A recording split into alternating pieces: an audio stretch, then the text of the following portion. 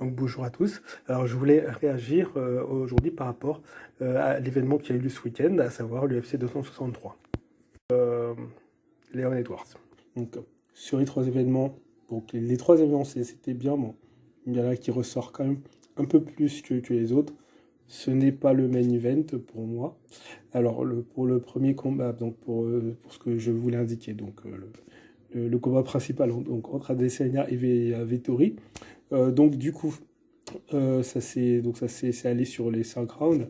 Marvin Vettori a essayé de s'engager contre Adesanya. Donc au niveau des coups, au niveau du striking, c'était pas génial. Adesanya réussissait à repousser effectivement les attaques. Il y a eu effectivement un moment où Marvin Vettori a vraiment essayé d'avoir Adesanya en takedown. Donc il a essayé de jouer sur la soumission plusieurs fois. Et ça n'a pas vraiment fonctionné. Adesanya a réussi à envoyer effectivement quelques coups, quelques directs, un petit peu quelques crochets, mais restait toujours correctement à distance. Et sur le dernier round, eh bien, Marvin Vettori a encore tenté une énième attaque au niveau du takedown, mais ça n'a vraiment pas fonctionné. Et donc, de ce fait, Adesanya s'est permis de se moquer un petit peu de lui.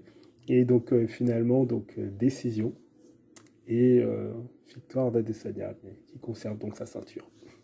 Donc sur la deuxième rencontre qui était un peu plus marquante, donc on avait une opposition entre Deiveson Figueiredo contre Brandon Moreno, donc un combat pour le titre, sachant que quelques mois avant, effectivement, les deux combattants s'étaient déjà affrontés.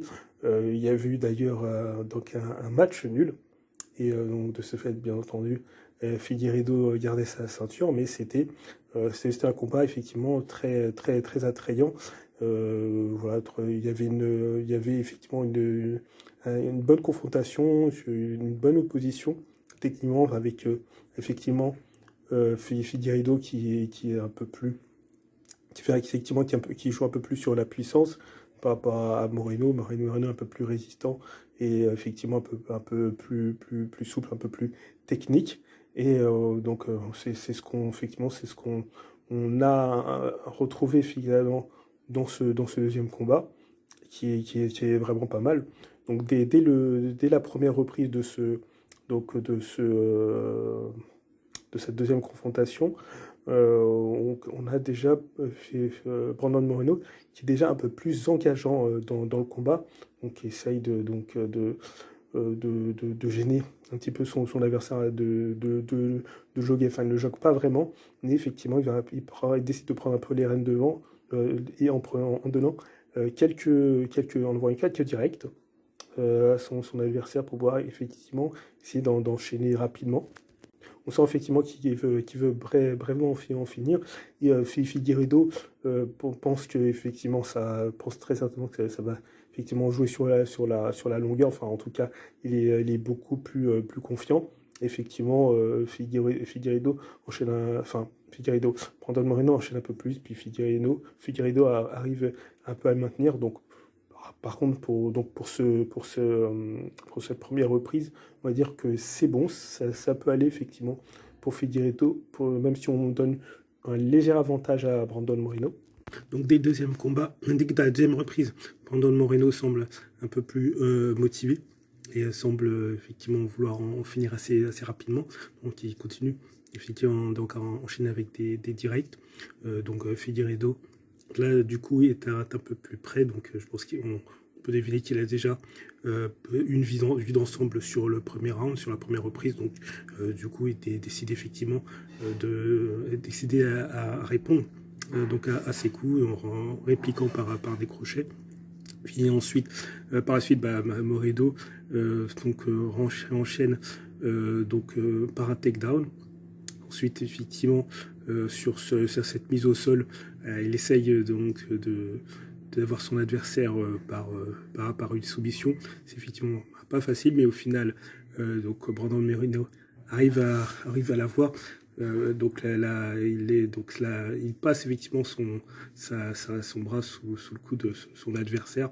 Donc il prend effectivement il le prend effectivement à son avantage. Donc c'est un étranglement arrière. Et effectivement, Moreno serre effectivement son étreinte. On se demande vraiment si Figueiredo va réussir à se délivrer. Puis ça met un peu plus de temps et finalement Figueiredo est obligé de céder. En victoire de Moreno, et si je me rappelle bien, c'est la première victoire on a un premier champion du monde UFC, mexicain. Donc sur le troisième combat, on est sur la confrontation entre Nate Diaz et Leon Edwards. Donc Nate Diaz qui est revenu après plus d'un mois d'absence, donc qui était face à Leon Edwards.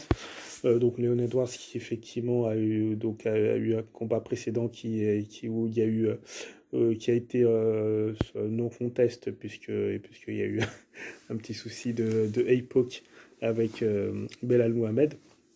Donc sur ce combat donc, qui s'est déroulé en 5 rounds, donc franchement sur les deux adversaires étaient au point. Des Diaz a toujours retrouvé sa superbe, son style gangsta est toujours appréciable.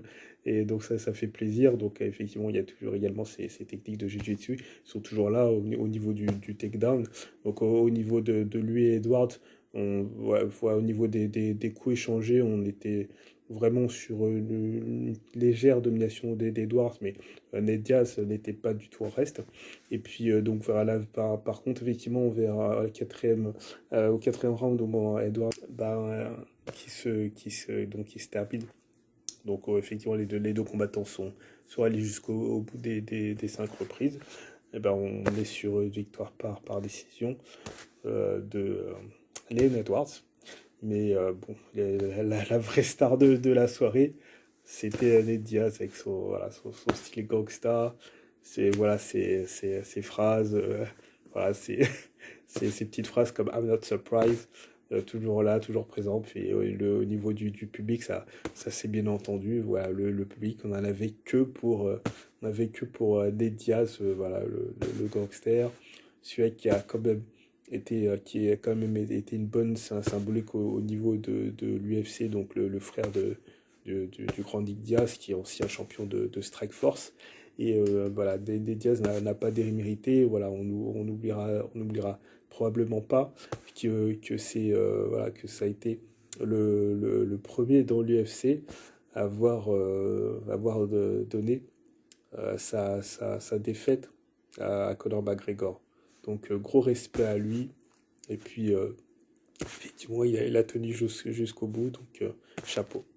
C'était ma réaction par rapport à l'UFC 263. Voilà, la grosse surprise, c'est plutôt Brandon Moreno et puis Nate Diaz, voilà, qui a fait vraiment honneur à sa réputation et puis qui était, on peut dire, quand même l'attraction de l'événement. Et c'était vraiment plus qu'appréciable. Donc pour cet événement-là, très très bien, rien à dire. Si vous avez aimé la vidéo, alors n'hésitez pas à mettre le pouce et surtout vous abonner pour de prochaines notifications. Donc voilà, je vous souhaite à tous une très bonne journée, puis je vous dis à bientôt, ciao.